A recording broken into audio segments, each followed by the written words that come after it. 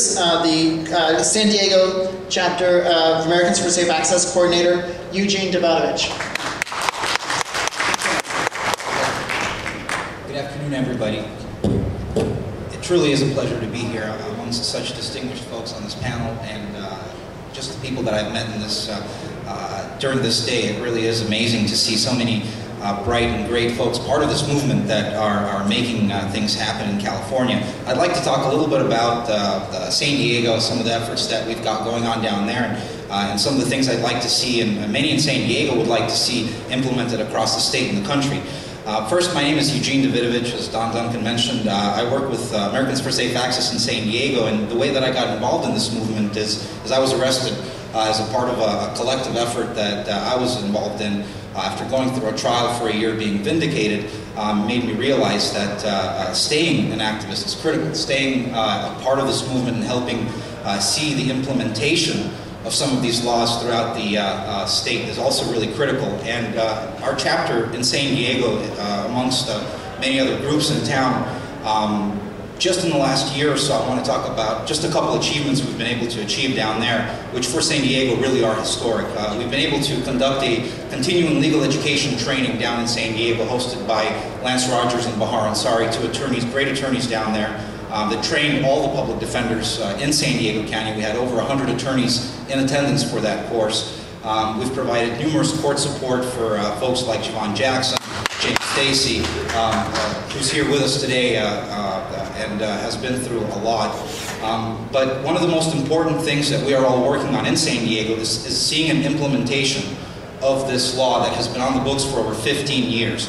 In San Diego County, the unincorporated areas currently have a ban in place. It's a de facto ban. It's an ordinance that zones every facility out. In the city of San Diego, the San Diego City Council on March 28th of this month will be voting on an ordinance that will effectively zone every facility out of existence in the city of San Diego. And all the other municipalities across the county down there have either a ban or a moratorium in place that is simply not in line with the desires of the residents in that city. And that's what we're trying to change. We're trying to change the political reality down there for our represented officials. And in that, as a part of that effort, recently, some of you may have heard of a campaign going on in San Diego called Stop the Ban.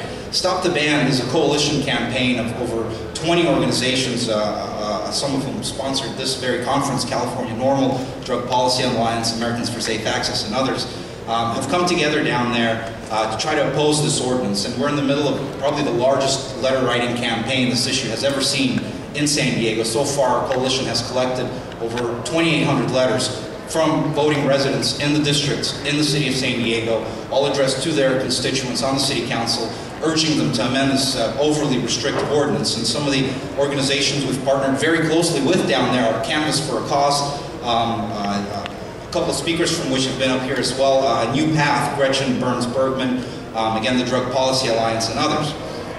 One thing that's critical is to see these type of movements replicated throughout every municipality in the state of California. It's been 15 years since 1996 and the Compassionate Use Act, and we still are fighting to implement land use issues. That is something that has to be taken up. These sorts of Stop the Ban campaigns or similar efforts have to be launched in every municipality, and not just in the state of California, but across the nation.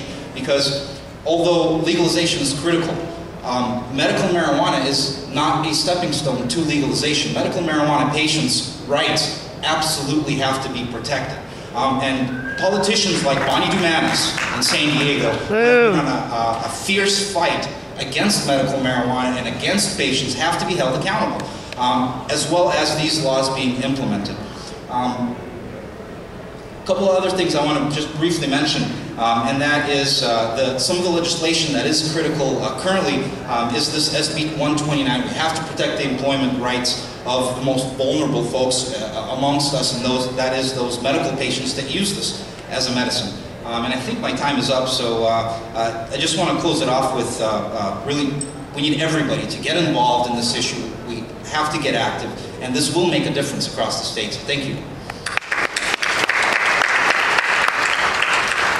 Thank you, Eugene.